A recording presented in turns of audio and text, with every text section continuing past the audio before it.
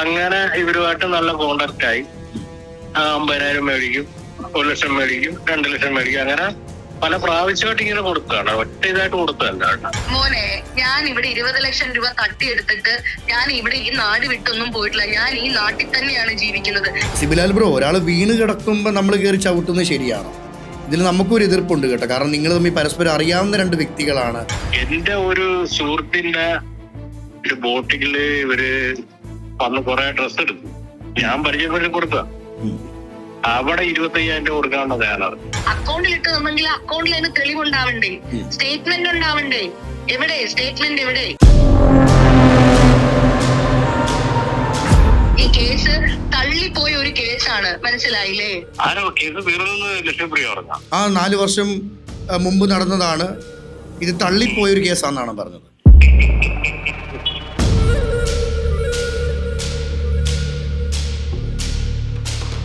Cinema താരം ലക്ഷ്മിപ്രിയ 20 ലക്ഷം രൂപ തട്ടിയെടുത്തത് സിബിലാൽ എന്ന് പറയുന്ന വ്യക്തിയിൽ നിന്നാണ്.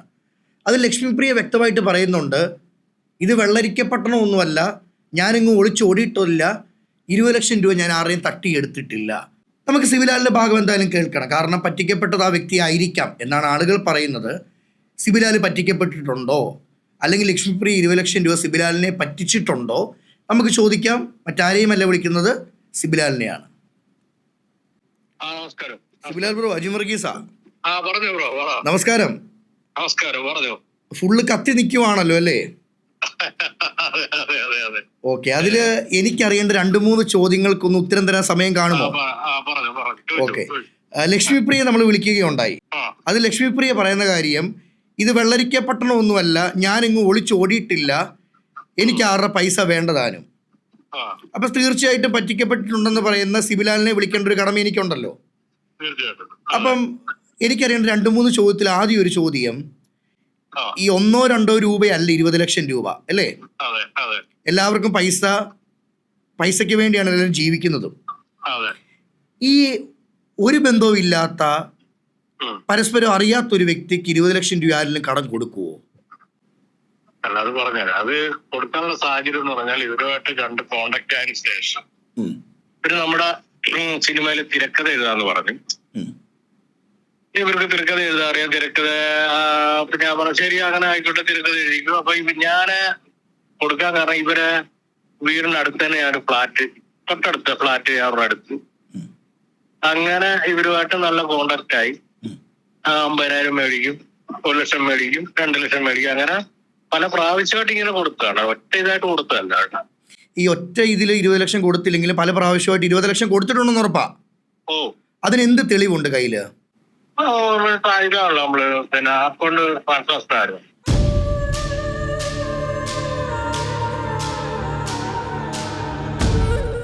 ഈ സിബിലാലിനെ ഞങ്ങൾക്ക് ജനങ്ങൾക്കൊന്ന് പരിചയപ്പെടുത്തി തരാമോ? എന്റെ വീടെന്ന് പറഞ്ഞാൽ അമ്പലപ്പുഴയാണ്. അമ്പലപ്പുഴയാണ് എന്റെ വീട്. ഞാൻ ഇപ്പൊ നിലവിൽ നേരത്തെ മുൻ ഗ്രാമപഞ്ചായത്ത് മെമ്പറായിരുന്നു. ഇപ്പം BJPയുടെ ആലപ്പുഴ ജില്ലാ കമ്മിറ്റി അംഗം. ബിസിനസ്സാണ്, റിയൽ എസ്റ്റേറ്റ് പരിപാടികളുണ്ട്. പിന്നെ സിനിമയെ ബന്ധമെന്ന് പറഞ്ഞാല് ഞാന് നമ്മുടെ അടുത്താണ് വിനയൻ സാറ് എന്ന് പറയുന്നത്. നമ്മുടെ ഡയറക്ടർ വിനയൻ സാറിന്റെ കുടുംബം എന്റെ വീടിന്റെ അടുത്താണ്.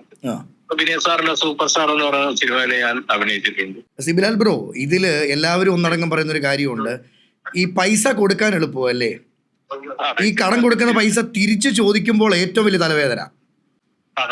അപ്പൊ 20 ലക്ഷം പലപ്പോഴായിട്ട് സിബിലാല് ലക്ഷ്മിപ്രിയ കൊടുക്കുമ്പോഴും കൊടുത്തതിന് ശേഷം തിരിച്ചു ചോദിക്കാറുണ്ടായിരുന്നു?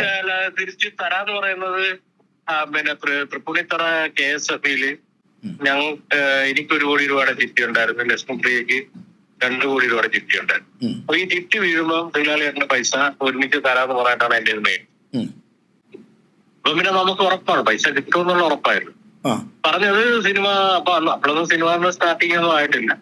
പറഞ്ഞത് സിനിമ സ്റ്റാർട്ട് ചെയ്യുന്ന സമയത്ത് എന്തായാലും കുറി വീഴുമ്പോ ചേട്ടന് ഞാൻ മേടിച്ച പൈസ തിരിച്ചു തരാന്ന് പറഞ്ഞിട്ടാണ് എന്റെ പൈസ മേടിക്കും. അപ്പം നിങ്ങൾക്കിടയിലുള്ള പ്രശ്നം ഇത് ആളുകളിലേക്ക് എത്തിയത് എങ്ങനെയാണ്? ആളുകളിലേക്ക് എത്തിയെന്ന് പറഞ്ഞാല് ഇവരെനിക്ക് ചെക്ക് തന്ന് എന്നെ പറ്റിക്കായിരുന്നു. ചെക്ക് ഒന്ന് പറ്റിച്ചോ? ബാങ്കിൽ ചെന്ന് മാറാൻ ചെന്നപ്പം പൈസ ഇല്ല. ഓക്കെ, അങ്ങനെ ഞാൻ വക്കീലോട്ട് ചോദിച്ചു. അവര് പിന്നെ അവരെ തൃശ്ശൂർ വസ്തു ഉണ്ടായിരുന്നു, വസ്തു അറ്റാച്ച് ചെയ്താൽ പിന്നെ ക്രിമിനൽ കേസ് അമ്പലപ്പുഴ കോടതിയിൽ ഇപ്പൊ നടന്നുകൊണ്ടിരിക്കുന്നു. അങ്ങനെയാണ് ഇത് പുറത്ത് വരാൻ കാരണം. അങ്ങനെയാണ് ഇത് പുറത്ത് വന്നതിന് ശേഷം ലക്ഷ്മിപ്രിയ വിളിക്കുകയുണ്ടായി, അതായത് നമുക്കിത് പരസ്പരം പറഞ്ഞു തീർക്കാം, ഞാൻ പൈസ എന്തായാലും തിരിച്ചു തരാം, എൻ്റെ അവസ്ഥ ഇതായി പോയി എന്ന് വല്ലതും വിളിക്കുകയുണ്ടായോ? മനുഷ്യനല്ലേ, ഒന്ന് ക്ഷമിക്കാൻ പറ്റുമല്ലോ. എന്നെ വിളിച്ചിട്ടില്ല. പക്ഷെ മീഡിയേഴ്സ് അവിടെ സിവിൽ കേസുമായി ബന്ധപ്പെട്ട് മീഡിയേഴ്സിനെ വിളിച്ചായിരുന്നു കോടതിയിൽ. ഓക്കെ, മീഡിയേഴ്സിനെ വിളിച്ചപ്പോ അവിടെ വെച്ച് ഇവര് മീഡിയേഴ്സിനെ വിളിച്ച ആ വക്കീലിന്റെ മുമ്പിൽ ഇവര് പറഞ്ഞാണ് പൈസ ഞാൻ തിരിച്ചു കൊടുക്കുക, എന്തെങ്കിലും വിട്ടുവീഴ്ചയാണ്. ഞാൻ പറഞ്ഞു ശരി, എന്തെങ്കിലും വിട്ടുവീഴ്ച എനിക്ക് 15 ലക്ഷം രൂപ തന്നാ മതി. 5 ലക്ഷം രൂപ വേണ്ടെന്ന് വെച്ചു. ആ വലിയ മനസ്സിന് നന്ദി കേട്ടോ. അല്ല, അത് ഞാൻ തീർച്ചയായിട്ടും പറഞ്ഞായിരുന്നു. 5 ലക്ഷം രൂപ വേണ്ട, അവർക്കൊരു മോള് വളർന്നു. പിന്നെ ഞാൻ ഇപ്പൊ നമ്മളിപ്പം പെട്ടെന്ന് എന്തെങ്കിലും ഒരു സെറ്റിൽമെന്റ് ഉണ്ടല്ലോ, തീർച്ചയായിട്ടും. അപ്പൊ നമുക്ക് പൈസ കിട്ടും. അല്ലെങ്കിൽ പിന്നെ നമ്മള് എനിക്കറിയാം കേസുമായിട്ട് മുമ്പ് ഇങ്ങനെ പോയിക്കൊണ്ടിരിക്കും. പിന്നെ നമ്മള് അടുത്ത കോടതിയിൽ പോകണം, അങ്ങനെ പോയി ഇരിക്കും. പിന്നെ എന്റെ പുറകെ ഒന്നും പോകാൻ പറ്റാതെ ഞാൻ പറഞ്ഞു ശരി 5 ലക്ഷം അല്ലേ പോകത്തുള്ളൂ, അത് പോട്ടെ. സിബിലാലിന്റെ വലിയ മനസ്സുകൾക്ക് നന്ദി. അതോടൊപ്പം എല്ലാം നമ്മൾ ക്ഷമിക്കും. ഈ പറഞ്ഞു പറ്റിക്കൽ ഭയങ്കര ഒരു വേദനയല്ലേ? അതൊരിക്കലും നമുക്ക് അംഗീകരിക്കാൻ പറ്റത്തില്ല. ഇല്ലെങ്കിൽ ഇല്ലെന്നു പറഞ്ഞു, അത് എന്റെ ഇല്ല കേട്ടോ പറയാം. അതെ, ചേട്ടന് നിന്റെ പറഞ്ഞാൽ ഓക്കെ, നമ്മളെ തരപ്പ് ഓക്കെ എന്ന് പറയും. ഇത് അങ്ങനെ അല്ലല്ലോ. എന്റെ ഒരു സുഹൃത്തിന്റെ ഒരു ബോട്ടിങ്ങില് ഇവര് വന്ന് കുറെ ഡ്രസ് എടുത്തു, ഞാൻ പരിചയപ്പെട്ട് കൊടുത്ത. അവിടെ 25,000 രൂപ കൊടുക്കാനുള്ള തയ്യാറാണ്. നമുക്ക് പൈസ കിട്ടണല്ലോ.